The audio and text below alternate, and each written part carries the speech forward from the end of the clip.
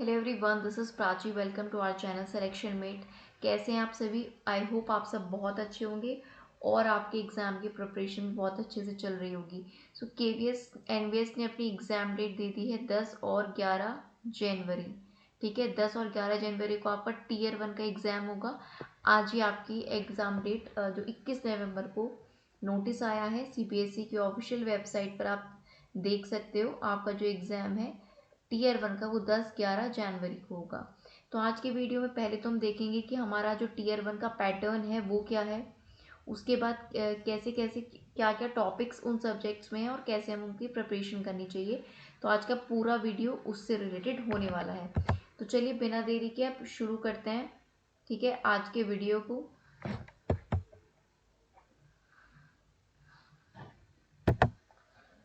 तो चलिए सबसे पहले हम बात कर लेते हैं, ठीक है, सबसे पहले बात कर लेते हैं किसके बारे में,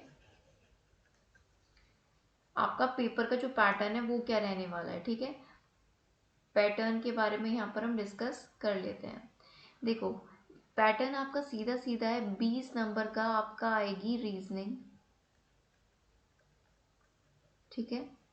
20 की आएगी आपकी न्यूमेरिकल एबिलिटी यानी कि जनरल मैथ्स।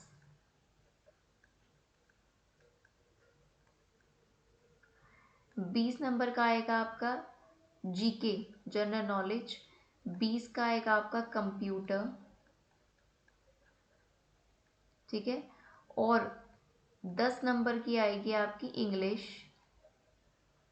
और इसके बाद 10 नंबर का आप अपनी लैंग्वेज को चूज़ कर सकते हो, चाहे उसमें हिंदी हो या उर्दू हो। काफ़ी सारी लैंग्वेजेस का ऑप्शन है, तो इनमें से कोई एक लैंग्वेज चूज़ करोगे वो 10 नंबर की आएगी। टोटल आपके 100 क्वेश्चंस हो गए हैं और एक क्वेश्चन है आपका 3 मार्क्स का। तो टोटल 300 नंबर का आपका पेपर होगा, 300 मार्क्स का। 2 घंटे का समय आपको मिलेगा, यानी कि 120 मिनट आपको मिलेंगे। ऑफलाइन आपका ये पेपर होना है, ठीक है, ऑफलाइन पेपर होगा। और 1/3 की नेगेटिव मार्किंग इसमें आपकी होगी। एक क्वेश्चन 3 नंबर का है तो गलत होता है तो एक मार्क्स आपका कट जाएगा, तो 1/3 की क्या है, नेगेटिव मार्किंग। ऑफलाइन पेपर होगा OMR बेस्ड। तो इतनी चीज़ आपको पहले, तो सबसे पहले इतनी चीज़ आपको क्लियर होनी चाहिए, ठीक है। इसमें कोई आपका डाउट नहीं होना चाहिए। उम्मीद करती हूँ इतनी चीज़ आपको क्लियर होगी। अब देखो, इन सब्जेक्ट्स में क्या क्या टॉपिक्स आपको पढ़ने हैं। ऑफिशियल सिलेबस तो अभी तक तो केवीएस एनवीएस ने पार्ट 1 का यानी टीयर 1 का नहीं दिया है, लेकिन सुनने में आ रहा है कि जल्दी आपके सामने वो देखने को मिलेगा। लेकिन क्या क्या टॉपिक्स हो सकते हैं उनकी चर्चा हम यहाँ पर करेंगे, ठीक है। और वही उनमें से जो मैं टॉपिक्स आपको बताऊंगी वही आपको ऑफिशियल भी देखने को मिलेंगे। इसी के चांसेस है, वही टॉपिक्स आएंगे, उससे बाहर कुछ भी नहीं आएगा, ठीक है। तो चलिए अब बात कर लेते हैं टॉपिक्स की, ठीक। तो बात सबसे पहले हम रीजनिंग की कर लेते हैं कि रीजनिंग में क्या क्या आपके टॉपिक्स होंगे, ठीक है। रीजनिंग के टॉपिक्स की बात कर लेते हैं। रीजनिंग में आपके क्या क्या टॉपिक्स हैं तो लिख लीजिए फटाफट से, ठीक है। रीजनिंग में आपके क्या क्या टॉपिक्स हैं। पहला टॉपिक लिखिएगा कोडिंग डिकोडिंग। कोडिंग डिकोडिंग आपका एक हो गया। दूसरा आपका टॉपिक हो जाएगा डायरेक्शन डिस्टेंस। डायरेक्शन डिस्टेंस या डायरेक्शन सेंस, ठीक है। तीसरा टॉपिक हो जाएगा, बाद में जब पूरा रीजनिंग का लिख दूंगी ना, आप स्क्रीनशॉट लेना, रैंकिंग एंड ऑर्डर। तीसरा आप हो जाएगा रैंकिंग एंड ऑर्डर। चौथा आपका टॉपिक हो जाएगा सीरीज से, है ना। सीरीज में आपकी अल्फ़ाबेट सीरीज भी आती है। इसमें अल्फ़ाबेट हो सकता है, नंबर हो सकता है, या अल्फ़ा न्यूमेरिक हो सकती है जिसमें नंबर और अल्फ़ाबेट दोनों आते हैं, ठीक। इसके बाद आपका फिफ्थ टॉपिक हो सकता है स्लॉग्स का, स्लॉगिज्म जिसको बोलते हैं।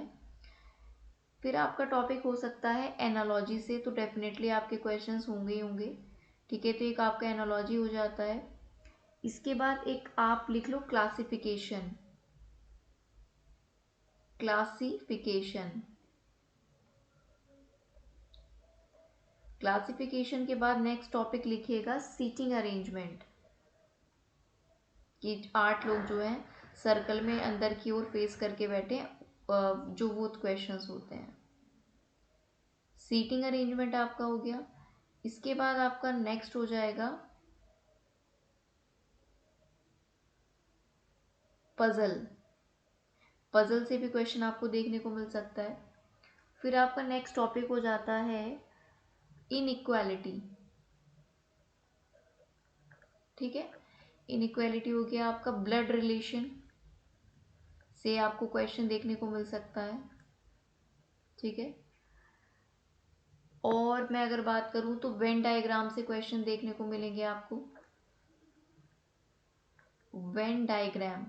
ठीक है, 13 की अगर मैं बात करूं, 13 टॉपिक आपका हो जाएगा statement based questions. Statement based में क्या आता है, कथन कारण आ जाता है, स्टेटमेंट एंड रीजन आ जाता है, कॉज एंड इफेक्ट आता है, तो इसमें कॉज एंड इफेक्ट आता है, और स्टेटमेंट एंड कंक्लूजन आता है,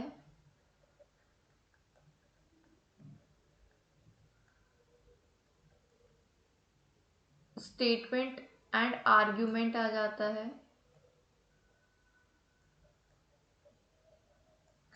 तो ये जो टॉपिक्स हैं ये आपको देखने को मिल, इन्हीं में से आपको पूरा जो पेपर है वो देखने को मिलेगा। ठीक है, तो इसका आप क्या ले लो, स्क्रीनशॉट ले लो।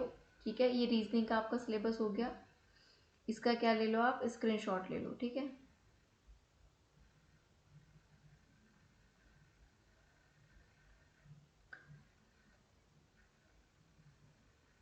ऑलराइट। चलिए अब बात कर लेते हैं किसके बारे में, नेक्स्ट मैथ्स के सिलेबस के बारे में बात कर लेते हैं। मैथ्स में आपके क्या क्या टॉपिक्स जो है वो हो सकते हैं।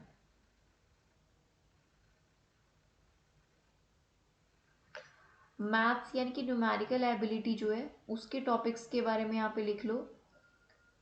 एक तो आप लिख लीजिए यहाँ पर नंबर सीरीज या नंबर सिस्टम, नंबर सीरीज नहीं सॉरी, नंबर सिस्टम एक टॉपिक आपका हो जाता है। एक आपका हो जाता है परसेंटेज,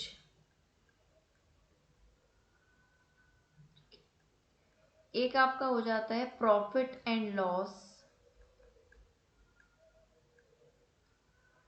नंबर सिस्टम के साथ ही सिंप्लीफिकेशन भी लिख लीजिए, हो सकता है इससे भी एक दो सवाल आपसे पूछ ले, सिंप्लीफाई करने के लिए आता है और कुछ नहीं इसमें। एक आपका आ जाता है प्रॉफिट एंड लॉस हो गया, work time, work and time का आ जाएगा, या टाइम एंड वर्क आप इसको बोल सकते हो। SICI simple interest and compound interest आपका एक टॉपिक हो जाएगा। एक टॉपिक आपका हो जाएगा बोट एंड स्ट्रीम।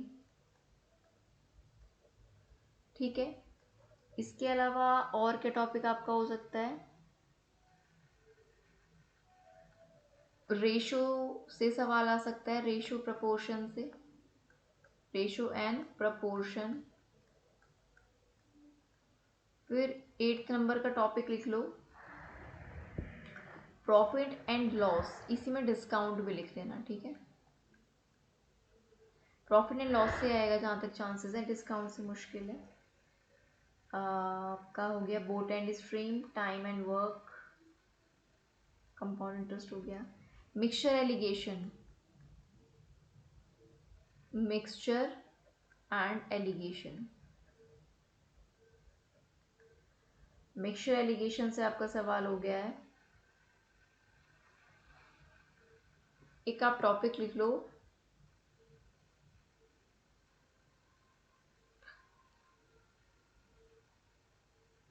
एक आप लिख लीजिए इसमें मेंसुरेशन।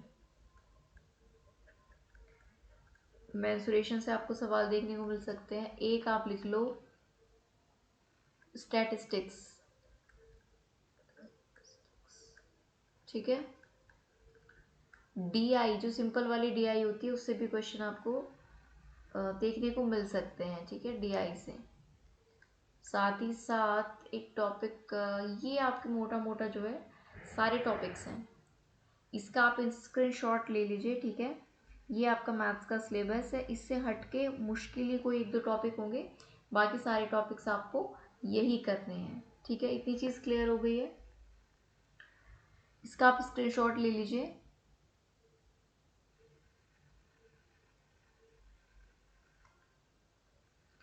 चलो अब बात कर लेते हैं थर्ड अपना कंप्यूटर की। कंप्यूटर में कौन कौन से टॉपिक्स हैं जो इम्पोर्टेंट हैं, आपके एग्जाम में आ सकते हैं। सबसे पहले तो लिख लीजिए हिस्ट्री ऑफ कंप्यूटर। इसमें ना बेसिक चीज़ें कि कंप्यूटर किसने बनाया, पहला कंप्यूटर का नाम कौन सा था, पहले भारतीय कौन उसमें इन्वॉल्व रहा ना, जो इम्पोर्टेंट हिस्ट्री है कंप्यूटर की उससे रिलेटेड। ठीक है, इसके बारे में। और इसके बाद इनपुट आउटपुट डिवाइसेस से ज़रूर सवाल आपको देखने को मिलेगा। इनपुट आउटपुट डिवाइसेस, हिस्ट्री हो गया कंप्यूटर की, इनपुट आउटपुट डिवाइसेस हो गया, पार्ट्स ऑफ कंप्यूटर हो गए आपके,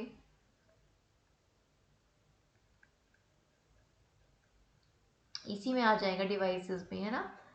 इसके बाद अगर मैं बात करूं मेमोरी, मेमोरी रैम रोम जो आपकी मेमोरीज होती हैं, इनसे परमानेंट मेमोरी कौन सी है, प्राइमरी मेमोरी कौन सी है, सेकेंडरी मेमोरी कौन सी है, ये सवाल आपके आते हैं। साथ ही साथ एक आपका टॉपिक हो जाएगा जिसमें आपको पूछता है किसके बारे में, वायरस वगैरह के बारे में। ठीक है, वायरसेस के बारे में आपको पढ़ना है। साथ ही साथ आईसीटी, इंफॉर्मेशन कम्युनिकेशन टेक्नोलॉजी के बारे में पढ़ना है, स्पेशली रिलेटेड टू एजुकेशन। ठीक है, इससे रिलेटेड पढ़ लेना। सॉफ्टवेयर और हार्डवेयर के बारे में आपको पढ़ना है,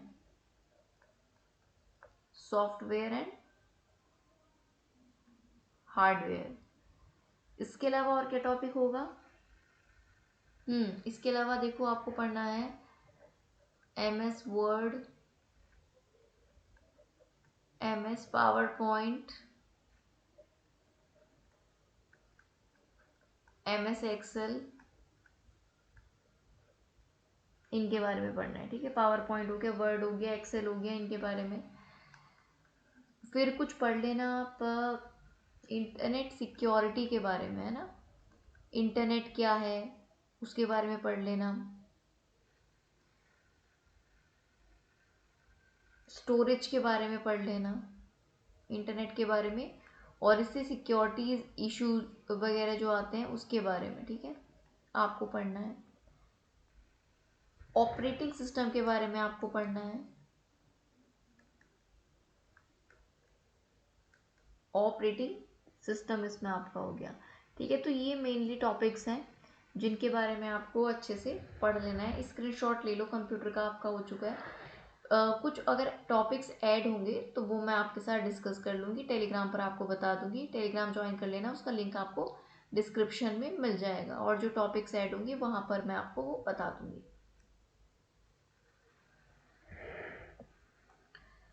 ठीक है, कंप्यूटर के बाद चलते हैं हम इंग्लिश और हिंदी की बात कर लेते हैं। ठीक है, जीएस की बात बाद में करें, इंग्लिश और हिंदी की बात कर लेते हैं। पहले बात कर लेते हैं इंग्लिश की। तो देखो इंग्लिश में जो बेसिक टॉपिक्स होते हैं, जैसे सबसे पहले आता है आपका कॉम्प्रीहेंशन। कॉम्प्रीहेंशन में क्या आता है, देखो पैसेज। ठीक है, इसको आप पैसेज से समझो। ठीक है, पैसेज में क्या आता है, आपको 5 क्वेश्चन आते हैं जनरली तो पैसेज से। ठीक है, जैसे डी ट्रिपल एच का एग्जाम किसने दिया है तो आपको पता होगा। ठीक है, ये तो पैसेज आता है। ये आता है क्लोज टेस्ट। क्लोज टेस्ट में फिलिंग द ब्लैंक टाइप का होता है ना, इसमें आपको बीच बीच में फिल दिए होते हैं, वो फिल करने होते हैं, ब्लैंक दिए होते हैं, या फिर पैसेज से क्वेश्चंस पूछ लेगा। तो एक टॉपिक तो आपका ये हो जाता है।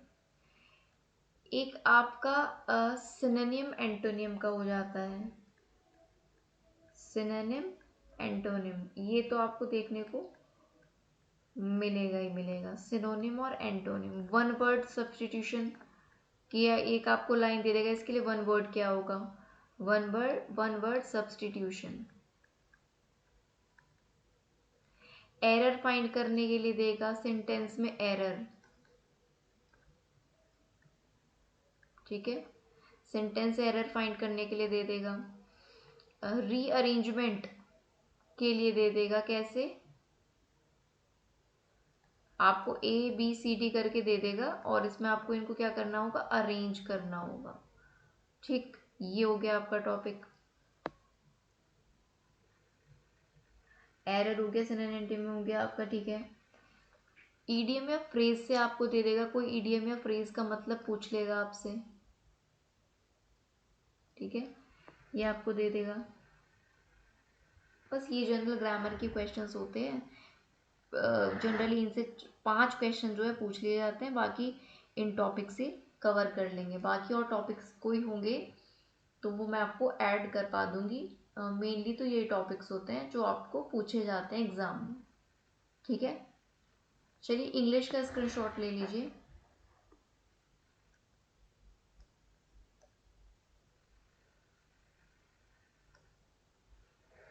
अब आ जाते हैं हिंदी पर। अब इनके सोर्सेज का भी डिस्कशन करेंगे कि किन सोर्सेज से हमें चीज़ें पढ़नी चाहिए।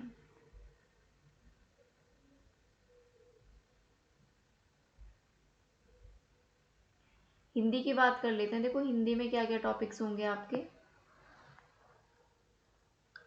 देखो हिंदी में भी आपका जो गद्यांश है वो आता है, उससे 4 से 5 क्वेश्चन हो सकता है इसमें भी ऐसे पूछे, या 2 से 3 क्वेश्चन पूछ ले केवीएस में, ठीक।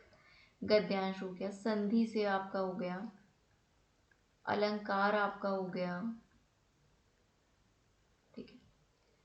इसमें भी आपको त्रुटि का सवाल पूछता है ना, त्रुटि पूछता है, रिक्त स्थान पूछता है, फिलिंग द ब्लैंक, किसमें क्या आएगा। 1-2 सवाल एरर के पूछ लेगा, रिक्त स्थान पूछ लेगा। कोई रचना के बारे में भी पूछ सकता है कि इसके रचनाकार कौन है, ठीक है। ये आपका हो गया ग्रामर में। संधि विच्छेद हो गया, संधि हो गया, हाँ संधि विच्छेद भी लिखिए इसमें आप,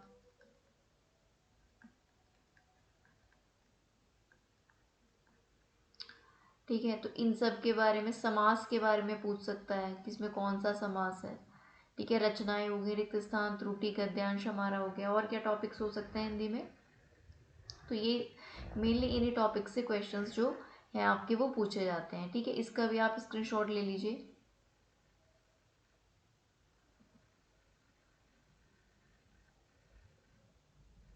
ठीक है, इसमें कुछ और टॉपिक्स ऐड कर लीजिए, जैसे मैंने आपको बता दिया है संधि, समास, पर्यायवाची और विलोम शब्द। पर्यायवाची यानी कि सिमिलर, और विलोम शब्द यानी कि उल्टे जो होते हैं ना, अपोजिट वर्ड, एंटोनियम, सिनोनियम, एंटोनियम हो गया। मुहावरे से सवाल पूछ लेगा, मुहावरे और लोकोक्ति, ये टॉपिक्स आपके आ जाएंगे।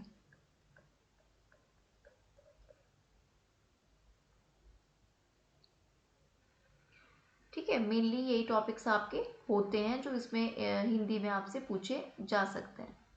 इसका आप स्क्रीनशॉट ले लीजिए, ठीक है। अब आ जाइए आप जीके पर, जनरल नॉलेज के क्या क्या टॉपिक्स होते हैं। देखो मेनली जनरल नॉलेज में क्या होता है आपका, इंडियन हिस्ट्री होती है। इसमें भी एक तो आपकी प्राचीन इतिहास है, देखो एक मध्य इतिहास है और एक है आधुनिक इतिहास। तो जो आधुनिक इतिहास है ना, हिस्ट्री, मॉडर्न हिस्ट्री, ये सबसे ज़्यादा आती है इसके क्वेश्चन मॉडर्न हिस्ट्री की। हिस्ट्री में अब तक के जो हर एग्जाम में पैटर्न देखा गया है, मॉडर्न हिस्ट्री के ज़्यादा आते हैं, और कुछ मध्य के भी इंपॉर्टेंट कर लेना, मिडाइवल के और कुछ मॉडर्न के। इंडियन हिस्ट्री के बाद आती है इंडियन ज्योग्राफी, वर्ल्ड ज्योग्राफी के कुछ गिने चुने क्वेश्चंस जो कि बिल्कुल इंपॉर्टेंट हैं वो, बाकी मेनली इंडियन ज्योग्राफी। फिर आपका आता है पॉलिटी, जिसमें आप क्या पढ़ते हो, कॉन्स्टिट्यूशन, संविधान, इससे आपका सवाल आ जाता है। इकोनॉमिक्स से भी कुछ बेसिक से सवाल पूछ लेगा आपसे। फिर आगे मैं बात करूं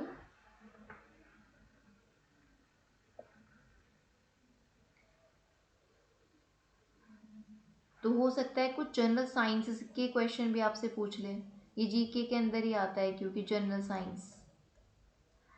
अब ये अगर सिलेबस देता है, अगर ये सिलेबस देता है तो उसमें पता लगेगा, क्योंकि इसने मुझे जितना पता है जी जनरल अवेयरनेस नहीं लिखा, जनरल नॉलेज लिखा है। तो जनरल नॉलेज में अभी जनरल अवेयरनेस मतलब जो आपके करंट अफेयर्स हैं, अगर ये सिलेबस देता है तो कंफर्म तो उसी से होगा कि करंट अफेयर्स आएंगे नहीं, पर करने होंगे। जहाँ तक मुझे लगता है कि करंट अफेयर्स भी आपसे पूछे जाएंगे, ठीक है।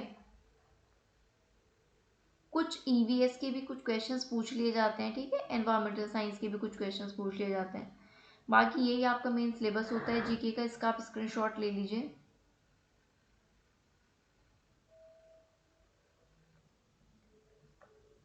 तो ये आपका सारा पार्ट हो चुका है सिलेबस का, है ना। मैंने सारी चीज़ें आपको यहाँ पर बता दी हैं, कहाँ से क्या चीज़ आपके सब्जेक्ट में पूछी आपसे जा सकती है। देखो, ऑफिशियल सिलेबस आते ही मैं आपके साथ उसको डेफिनेटली डिस्कस करूँगी, और आप लोग ना टेलीग्राम पर ज़रूर जुड़ जाना, वहीं पर सबसे पहले ही सारी चीज़ें शेयर की जाती हैं, लिंक डिस्क्रिप्शन में आपको मिल जाएगा। अब अगर मैं बात करती हूँ रीजनिंग की, मैं बात करती हूँ मैथ्स की, कंप्यूटर की, हिंदी की और इंग्लिश की, तो आपको कैसे कैसे ये चीज़ें पढ़नी चाहिए ये मेरा सजेशन है। बाकी आप लोगों को जैसे ठीक लगे आप वैसे कर सकते हो। देखो, रीजनिंग के लिए ना आपको अब दो तरह के यहाँ पर स्टूडेंट्स होंगे। पहला, जिन्होंने नहीं पढ़ा, कभी नहीं पढ़ा इन चीज़ों को, और जो पढ़ रहे हैं पहले से, जो ये सब्जेक्ट्स पढ़ रहे हैं। ऐसा है ना, जो टोटली ही अगर टीचिंग एग्जाम के प्रिपरेशन कर रहे थे तो उनका पेडागोजी वगैरह पे और अपने सब्जेक्ट पे ज़्यादा फोकस होगा, इन सब्जेक्ट्स पे फोकस नहीं भी होगा। तो ये कोई बड़ी बात नहीं है, अगर आप सिर्फ टीचिंग एग्जाम को फोकस करते हो तो आप पेडागोजिकल अप्रोच और अपने सब्जेक्ट पर ज़्यादा फोकस करते हो। कि अब ये चीज़ें लेकिन इंट्रोड्यूस कर दी हैं तो इन पर भी पूरा फोकस करना पड़ेगा, क्योंकि ये क्वालिफाइंग एग्ज़ाम है। ये क्वालिफाई करोगे तभी आप टीयर 2 में जाओगे, जहाँ पर आपका सब्जेक्ट आपसे पूछा जाएगा। तो देखो, दो चीज़ें हैं। अगर आप पहले से पढ़ रहे हैं तो आपको क्या करना है, अगर कहीं से भी आपने मॉक ले रखे हैं, कहीं से भी टेस्ट सीरीज़ वगैरह परचेज कर रखी है और आप पहले से इन सब्जेक्ट्स को पढ़ते आ रहे हैं, तो आप मॉक्स लगाते रहना, ठीक है। जो पहले से पढ़ते आ रहे हैं वो अभी से बिल्कुल मॉक टेस्ट लगा सकते हैं, क्योंकि आप पहले से पढ़ते आ रहे हो। और बाकी आपको क्या करना है, रिवाइज करना है। जो भी आपके नोट्स पहले से प्रिपेयर्ड है उनको आपको रिवाइज करना है, इन सभी टॉपिक्स को ध्यान में रखते हुए जो मैंने आपको बताए हैं। अब जिन्होंने बिल्कुल नहीं पढ़ा है उनको बहुत ज़्यादा टाइम देना होगा, क्योंकि 45 से 50 दिन आपके टीयर 1 के एग्ज़ाम में, अगर मैं आज से देखूँ तो, ठीक है, सिर्फ इतने दिन हैं। अगर आपने पहले से नहीं पढ़ा तो आपको हर टॉपिक को डिटेल में पढ़ना होगा, ठीक है, हर टॉपिक को आपको डिटेल में पढ़ना पड़ेगा, तब उसके क्वेश्चन जाकर आप प्रैक्टिस करोगे। अगर खासकर मैं रीजनिंग मैथ की बात करती हूँ, पहली चीज़ तो ये है कि मुझे नहीं लगता कि आपको इन जो भी ये चैप्टर्स हैं इनके लिए किसी भी पेड कोर्स की ज़रूरत है। अगर ज़रूरत है वो टेस्ट सीरीज़ की ज़रूरत है, ठीक है, ज़रूरत है तो वो टेस्ट सीरीज़ की ज़रूरत है। भले ही जिन लोगों ने नहीं पढ़ा वो पढ़ना स्टार्ट कर दें, 10 से 15 दिन आप पढ़िए, ठीक है, क्योंकि आपको ज़्यादा टाइम देना पड़ेगा, ज़्यादा घंटे अपनी स्टडी को देने पड़ेंगे। तो पढ़ो, और जब कुछ चीज़ें आप कवर कर लो ठीक ठाक तो आप टेस्ट सीरीज़ लगाना शुरू करो। उससे टाइम मैनेजमेंट बहुत अच्छा आता है। क्या पेपर पैटर्न चल रहे हैं, क्या क्वेश्चन ट्रेंडिंग चल रहे हैं, उससे टेस्ट सीरीज से वो सब पता लगते हैं। पेड कोर्स की कोई भी आवश्यकता नहीं है। पूरा रीजनिंग का सिलेबस आपको यूट्यूब पे फ्री मिल जाएगा, पूरा मैथ्स का मिल जाएगा। किसी भी टीचर को की वीडियो एक बार चला के देख लो, और वो अगर जिसकी भी पसंद आती है आपको, जिसका भी समझ आता है, उसकी पूरी प्लेलिस्ट सेव करके पूरी प्लेलिस्ट से सारे टॉपिक देख लो। एक सब्जेक्ट में 10 से 15 टॉपिक से ज़्यादा है भी नहीं। पूरा कंप्यूटर मिल जाएगा, पूरी हिंदी मिल जाएगी और पूरी इंग्लिश मिल जाएगी, ठीक है। कहने का मतलब है, अगर आप परचेज कर सकते हो, केपेबल हो, चाहते हो कि एक ही सोर्स से हमें पढ़ना है, एक ही जगह से पढ़ना है, तो you can go for paid course. Otherwise जिनको नहीं पढ़ना वो आराम से, पहले जिन्होंने बिल्कुल नहीं पढ़ रखा वो सब चीज़ें यूट्यूब से कवर कर लो, जिसका भी समझ आता है उसी की पूरी प्लेलिस्ट देख लो। जो पहले से पढ़ते आ रहे हैं वो मॉक लगाओ और क्वेश्चन प्रैक्टिस करो, जहाँ से वो मॉक लगा रहे हैं वहीं से उनको क्वेश्चंस भी प्रैक्टिस के मिल रहे होंगे, वो ये करते रहो। सोर्सेज की अगर मैं बात करूँ तो रीजनिंग के लिए कोई भी जनरल बुक, कोई भी जनरल बुक रीजनिंग की आए या आपके पास हो, अवेलेबल हो, और मैथ्स की भी कोई भी जनरल बुक आप लेकर पढ़ सकते हो। ये जो टॉपिक्स इनमें आएंगे ना, किसी भी सामान्य बुक से, किसी भी सामान्य किताब से सारे टॉपिक कवर हो जाएंगे जो इनके अंदर आएंगे। चाहे अगर मैं जीके की बात करूँ, जीके हमारे इसमें रह गया है, जीके की बात करूँ तो लूसेंट आप पढ़ लो, ठीक है, जीसेंट के लिए आप लूसेंट पढ़ सकते हो, आराम से आपकी सारी चीज़ें कवर हो जाएंगी। और बाकी मॉक में जब आप लगाओगे उससे प्रैक्टिस करते रहना। एसएससी के अगर आप क्वेश्चंस प्रैक्टिस कर पाओ, मैथ्स के तो मैं नहीं कहूँगी, मैथ्स के तो कुछ ही टॉपिक्स के अगर कर लोगे, जो जो आपके सिलेबस में है वो कर लेना। रीजनिंग कर लेना एसएससी से के क्वेश्चंस प्रैक्टिस, रीजनिंग के लिए, मैथ्स के लिए कर सकते हो, ठीक है, इंग्लिश के लिए कर सकते हो, तो बहुत हेल्पफुल होगा एसएससी के। और DSSB के, DSSB के इंग्लिश के कर लो, हिंदी के कर लो, रीजनिंग के कर लो, मैथ्स। अगर आप एसएससी भी ना करो ना, आप DSSB का जो पार्ट 1 आता है 100 नंबर का, उसके ही PYQ लगा लो तो आपका बेड़ा पार हो जाएगा। ये मैं आपको लिख के दे सकती हूँ। DSSB के पार्ट 1 के ही पेपर आप सब लगा लो, कंप्यूटर एक एक्स्ट्रा है इसमें, ठीक है, वो आप पढ़ लेना, ठीक है, कंप्यूटर पे आपको मिल जाएगा। गूगल पे दुनिया भर की PDFs आपको पूरे सिलेबस की मिल जाएंगी, टॉपिक वाइज भी सर्च करोगे तो भी मिल जाएगा। तो DSSB के PYQ भी लगा लोगे तो आपका काम डेफिनेटली हो जाएगा। लेकिन फिर भी एक बार चीज़ों को मोटे तौर पर पूरा पढ़ लो, तब क्वेश्चंस लगाना, चाहे वो DSSB के लगाओ या एसएससी के। मैथ्स की भी किसी भी जनरल बुक से आप मैथ कर सकते हो। कंप्यूटर, मैं कोशिश करूँगी कि आपको कंप्यूटर की जो PDF है ना, कंप्यूटर की कोई PDF अच्छी से प्रोवाइड करा दूँ, जिसमें टॉपिक वाइज या तो क्वेश्चंस होंगे या पूरा मतलब टॉपिक वाइज उसमें एक्सप्लेनेशन होगी। हिंदी की PDF मैं आपको प्रोवाइड करा दूंगी। हिंदी की अगर किसी को बुक प्रेफर करनी है तो आदित्य पब्लिकेशन की बुक सबसे अच्छी है, आप उससे पढ़ सकते हो। इंग्लिश के लिए जो KD कैंपस की बुक है नीतू मैम की वॉल्यूम 1, वो आप पढ़ सकते हो। मैं किसी भी बुक को प्रमोट यहाँ पर नहीं कर रही हूँ, लेकिन जो मैंने एक्सपीरियंस किया है उसके बेसिस पर आपको रिव्यू दे रही हूँ। जीके के लिए लूसेंट आप पढ़ लो, अगर आप जीके की लूसेंट पढ़ लेते हो, इंग्लिश की KD कैंपस, हिंदी की आदित्य से पब्लिकेशन से, तो ये बढ़िया आपके सब चीज़ें कवर करा देगा। और जनरल मैथ्स और रीजनिंग के लिए कोई भी, किसी भी पब्लिशर की, किसी भी ऑथर की बुक जनरल मैथ्स की, ये आप पढ़ सकते हो, इससे आप चीज़ें कवर हो जाएंगी। मैं आपको कोशिश करूँगी कि कंप्यूटर और हिंदी की जो है कुछ PDFs दे दूँ जिनसे आप पढ़ लो। वीडियोस देखकर ज़्यादा टाइम आपका इनमें वेस्ट ना हो, आप रीडिंग करके इन चीज़ों को कवर कर लो। अच्छा, रीजनिंग के लिए हमारे चैनल पर आप एक प्लेलिस्ट में जाना, प्लेलिस्ट का नाम है EMRS DSSB KVS रीजनिंग, ये प्लेलिस्ट का नाम है। इसमें आपको रीजनिंग के जो मैंने अभी टॉपिक बताए हैं ना सिलेबस में है, वो ऑलमोस्ट सारे टॉपिक्स मिल जाएंगे, 2-3 को छोड़ के। जैसे मैं आपको बताऊं तो ब्लड रिलेशन मिल जाएगा, सीक्वेंस सीरीज मिल जाएगा, इनइक्वालिटी मिल जाएगा, डायरेक्शन मिल जाएगा, स्टेटमेंट बेस्ड जो क्वेश्चन है वो, data sufficiency, assertion, reason, Venn diagram, seating arrangement, puzzle, ये सारे टॉपिक आपको वहाँ पर मिल जाएंगे, ठीक है। तो ये आप ज़रूर वहाँ पर प्लेलिस्ट में जाकर रीजनिंग को वहाँ से कवर कर सकते हो। बाकी मेरे साथ आप जुड़ जाना चैनल पर, टेलीग्राम को भी ज्वाइन कर लेना, जो भी पॉसिबल क्लासेस आपके लिए होंगी वो यहाँ पर चलाई जाएंगी टियर 1 को फोकस करते हुए। जब तक टियर 1 नहीं हो जाता तो उसी को फोकस करेंगे, और कोशिश करेंगे कि आपको ज़्यादा ज़्यादा चीज़ें रिवाइज करवा दी जाएँ और कवर करवा दी जाएँ। ठीक हो गई इतनी बात। बाकी कोई भी डाउट है आपका अगर इसके अलावा, तो कमेंट बॉक्स में लिख के पूछ लेना, ठीक है, या डिस्क्रिप्शन में टेलीग्राम का लिंक मिल जाएगा, वहाँ जाकर ज्वाइन कर लो अपने डाउट्स को। और लोगों के साथ भी डिस्कस कर सकते हो, मुझसे भी पूछ सकते हो। वीडियो अगर आप कुछ भी बेनिफिशियल वीडियो में लगा हो, इम्पॉर्टेंट लगा हो, तो वीडियो को लाइक कर देना, आप चैनल को सब्सक्राइब कर लेना, बेल आइकॉन प्रेस कर लेना अगर आप हमारे साथ जुड़कर तैयारी करना चाहते हैं। और अपने दोस्तों के साथ आप इस वीडियो को शेयर कर सकते हैं अगर आपको ये वीडियो अच्छी लगी है तो सब्सक्राइब करके हमारे साथ जुड़ जाइए, क्योंकि यहाँ पर आपको टीचिंग एग्जाम से रिलेटेड बिल्कुल सही गाइडेंस दिया जाता है और प्रिपरेशन भी कराई जाती है। LT की तैयारी फिलहाल यहाँ पर चल रही है, उसके बाद उसके साथ ही साथ, उसके बाद नहीं, साथ ही साथ EMRS की भी चल रही है, और फिर उसके बाद आपका इसी में कुछ चीज़ें कवर हो जाएंगी टियर 1 की, जिसमें हम GS भी कर रहे हैं साथ ही साथ, तो इसमें आपका GS वाला पोर्शन कवर हो रहा है। और बाकी भी जो भी क्लासेस हैं KVS के लिए वो भी जल्द ही शुरू हो जाएंगी, आपको यहाँ पर देखने को मिल जाएंगी। तो चलिए फिर आज की वीडियो में इतना ही रखेंगे। अगर कोई इन्फॉर्मेशन छूट गई है आपको देने से तो कमेंट बॉक्स में लिख देना। आपको कुछ पूछना है तो भी आप पूछ सकते हैं, ठीक है। एक लीनियंट वे में जो भी आपका क्वेश्चन है कमेंट करके आप हमसे पूछ सकते हो। तो चलिए आज की वीडियो में इतना ही रखेंगे, मिलेंगे जल्द ही किसी नेक्स्ट वीडियो में। तब तक के लिए थैंक यू सो मच। और जिसने भी केवीएस का फॉर्म फिल नहीं किया है, जल्द ही आपको, ये तो वीडियो अपलोड हो चुकी होगी या होने वाली है, केवीएस का स्टेप बाय स्टेप कैसे आपको फॉर्म फिल करना है वो पूरी वीडियो आप एक बार देख लेना। उसके बाद अगर फॉर्म फिल करोगे तो फॉर्म में कोई भी आप गलती नहीं करोगे। तो पहले बहुत लंबा फॉर्म है, बहुत सारे स्टेप्स आपको उसमें कंप्लीट करने हैं।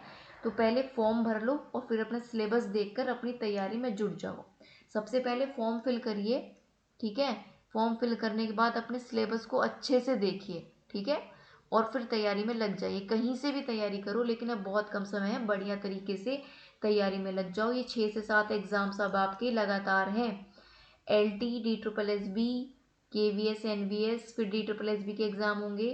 तो इनमें किसी एक वैकेंसी में तो आपको सिलेक्शन लेना ही लेना है, ये सोचकर तैयारी में लग जाइए। तो चलिए आज की वीडियो में इतना ही। Thank you so much.